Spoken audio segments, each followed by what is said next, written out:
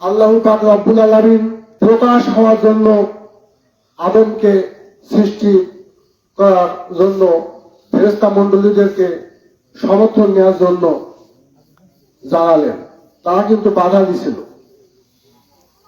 সূরা বাকারা 30 নম্বর আয়াত। তখন বলছে যে তুমি এমন কাউকে সৃষ্টি করবে দুনিয়ায় যে রক্ত খেয়ে সংঘর্ষ করবে, আমরা তো তোমার প্রশংসা এবং স্তুতিগান গাই, আমরা তো যথেষ্ট। আল্লাহ তখন বলবো আমি যা জানি তুমি তা জানো না। তখন মানুষ সৃষ্টির আল্লাহ পাক সেই পরিকল্পনা বাস্তবায়ন করলো। সেখানে কি খলিফা খলিফা নিয়োগ করলো। খলিফা হিসেবে আদমকে সৃষ্টি করলো। এই খলিফা দিয়ে এখানে কি বুঝাচ্ছে আল্লাহ পাক? আল্লাহ ছিলেন 4টি অবস্থানে, যেমন হাদিসের 3 নম্বরে এক আহল আকের জাহের বাতেন। কালি এই জায়গাটাই আদি তো আল্লাহ ছিল, সেও থাকবে, গোপনীয় আছে, প্রকাশ্য আছে। এই আল্লাহ পাক প্রকাশের জন্য একটা মূর্তি তৈরি করলো। প্রকাশ হওয়ার জন্য আল্লাহ পাক মূর্তি তৈরি করলো।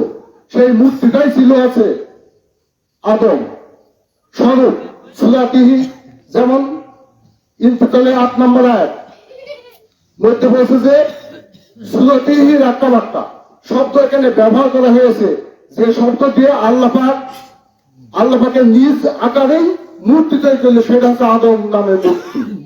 এই মূর্তির ভিতরে কি ঢুকলো? সেটা হচ্ছে হিজরের 29 নম্বর আয়াতে বলছে আমার রুহু যখন ঢুকানো হবে তখন তোমরা সেজদায় পতিত হইও। এই রুহুর এই মূর্তির ভিতরে আল্লাহ নিজেই ঢুকলো এবং আল্লাহর নিজ আকারেই সেই আদম তৈরি করলো।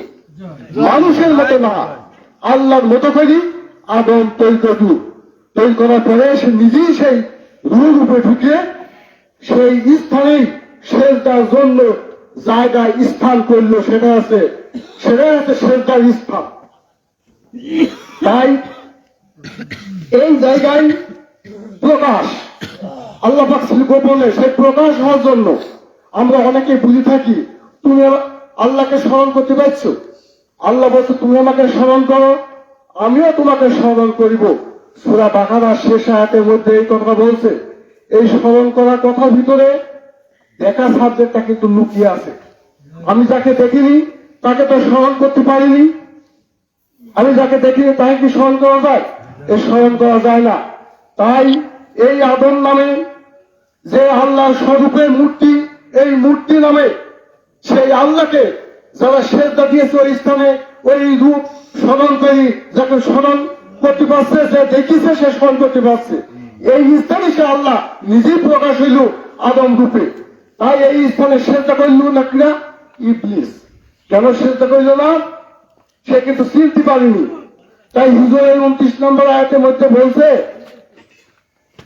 যে আমার রুহু যখন আদমের মধ্যে ঢুকানো হবে তখন তোমরা সেজদায় পতিত হলো। ইবলিস তোমার কি হইলো? তুমি সেজদা করে সঙ্গে হইলে না? বলছে আমি এমন নাই, আমার মানুষকে সেজদা করবো।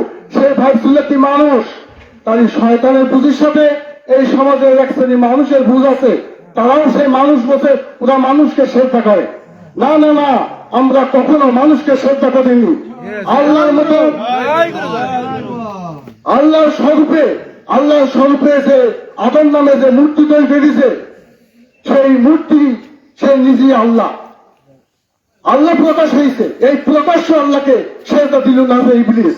আর এই স্থানে সেজদা দিল কিনা? ফেরেশতাগণ। তাই ফেরেশতার একটা দলভুক্ত বেরিয়ে আসলো, আর ইবলিস ওখানে সেজদা না দিয়ে ইবলিস একটা দলভুক্ত বেরিয়ে আসলো। তাই বলছে অহংকার করলো।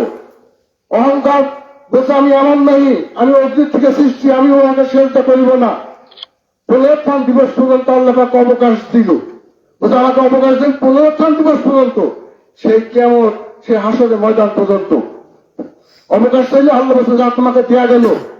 কিন্তু অবকাশ প্রাপ্ত যখন ভুক্ত হয়ে গেল তখন কিন্তু ভুল হয়ে গেছে।